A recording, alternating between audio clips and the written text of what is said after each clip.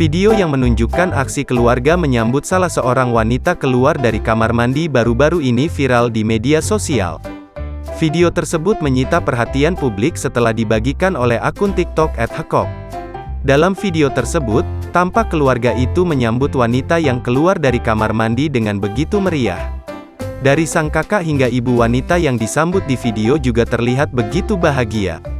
Lewat keterangannya, si pengunggah video mengaku bahwa hal itu dilakukan sebagai bentuk rasa syukur dan bahagia mereka lantaran sang adik akhirnya mau mandi setelah berhari-hari tak mandi.